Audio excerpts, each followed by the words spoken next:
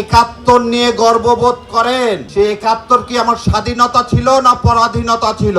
কেন বলেন না ৭ দফা চুক্তি করে শেখ মুজিব এদেশের দাসত্ব, ইন্ডিয়ার দাসত্ব মেনে নিয়ে এদেশকে করদ রাষ্ট্রে পরিণত করেছিল? সে বিষয়ে জেদাই খান পান্না আপনার বক্তব্য কি? জেদাই খান পান্না সাহেব বলেন ধর্ম নিরপেক্ষ স্বাধীনতার মূল মন্ত্র। বলেন না ৬ দফার মধ্যে ধর্ম নিরপেক্ষতা ছিল কিনা? ৬৯-এর ১১ দফার মধ্যে ৬ দফা ছিল কিনা?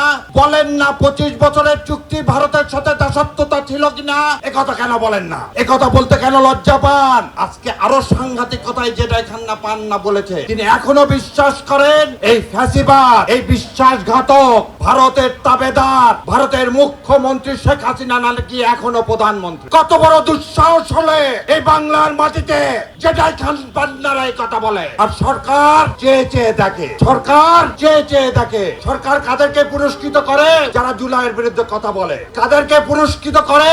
যারা জুলাইকে ম্লান করে দিতে চায়। একই সেলুকাস। ইউনূস সাহেব আপনাকে বলতেছি, আপনার কিচেন ক্যাবিনেট জনগণের রায়কে চিন্তাই করে কাকে বসালেন? যার হাতে আপনিও নিরাপদ না, যার হাতে আপনিও নিরাপদ না। আপনি কার হাতে বসালেন? কার হাতে দেশের দায়িত্ব বাদ দিলেন? যারা আজকে বলতেছে তারা বিপ্লব দল না, তারা বিপ্লব বোঝে না। আর বিপ্লবের দ্বারা ক্ষমতা খুব ভাল লাগে। কিন্তু কিভাবে এই কথা বলতে পারে যে তারা বিপ্লবী দল না, বিপ্লব বোঝে না? বিপ্লবের ফসল তাদের ঘরে কিভাবে গেল?